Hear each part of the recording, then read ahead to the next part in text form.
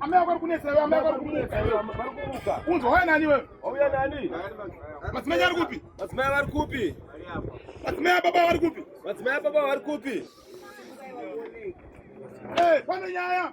Pane nyaya. Yokuti mina amai mushambeji na baba munenda. Uye kuti amai wanyanya, amai baba wanetsa. Amai baba wanetsa. Asima zvada kuita ka. Asi zvada kuita. Counter attack.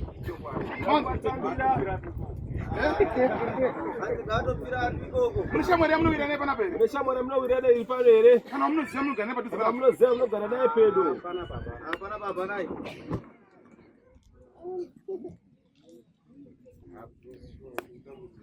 Aboza tukutambudzwa sikaite. Kwa viki munogara kupi kwa viki kwacho? Kwa viki munogara kupi kwacho? Ndogara muvillage mumwe.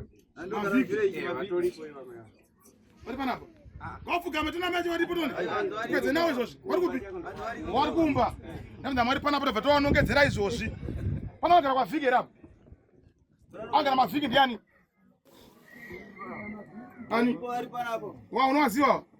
Kome tinowaziva? Right, right. Ikati maine nyaya yacho. Cherewo kutoroiwa futi. Wewe uroiwa. Dauti unamatirwe wewe une simba, uroiwa wewe. Zvine simba kuti mwana mwana kubatsire yako batsire murume. Iwe murume wewe ndauti uyapa so. Ukona murume. Dauti uyapa. Uyapa. Pamsekiwa. Torewo kwemwe chete toni. Kasirai. Enda unopfugama kune mukadzi wako. Mukadzi ifambai. Amai mukutomwaro pa muchifamba imi. Wana wanga wana mate mdari wena wana. Pfugama yapo. Ati muna mate mimi wana.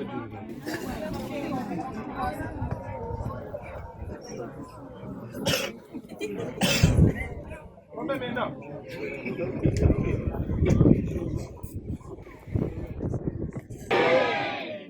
Moya mwana chabatsira vanhu nditeka. Amen. Maika dondo pfugama ishomanana.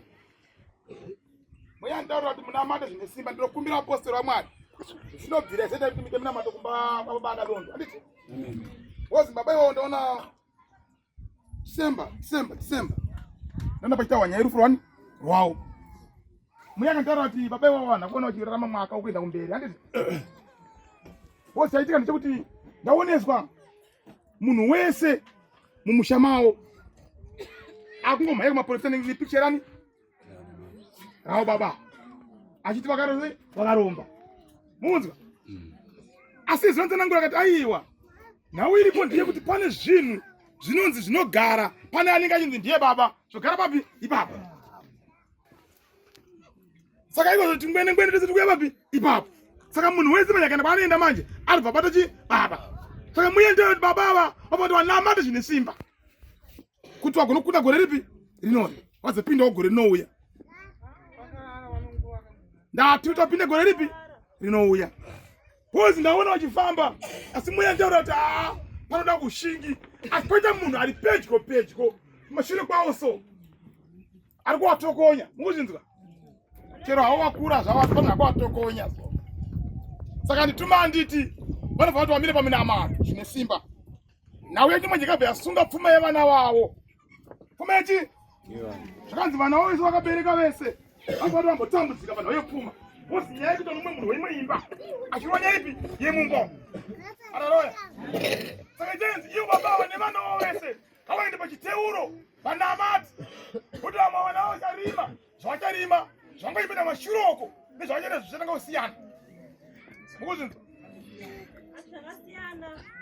zviripoye pamoyembezvazvapa boy asi zenzerengo kuti aiwa pane ari kutokonya ari kumashure akabata tsono saari kubaya shoma ndicho saka mweya ndaura achiti vavanamata ende manje so baba vasati vafu vane mwana mukomana acherwa nomotikari obva aparara manzwa saka ndituma anditi kana zvichikwanisika chero vakaiswa zvavo mungoro vauye pana vamboitirwa chiteuro chete muya Mwari vabatsire ivo vafe vakasununga mwoyo wavo vafe vakasununguka zvakanaka pasina munhu avakanisa kuti ndai mugomba muzvinzwa mai ndona aina tsanangurwa nenzwi chete saka pamapenyu motambira bere rinotambira mapenyu usiku so saka vanhu vese vakadzi vazhinji papenyu vakadzi chete veshe mana makumbo Muzi ndati mukachema makawanda musati machema mapenyu pane bere rinouya mapenyu asi bere iri hatisi bere chaichairoba munhu manzi saka ndituma ndiri kuprofiteri chomanana muya mwana kubatsire so ndonhau iripo orit tichakupai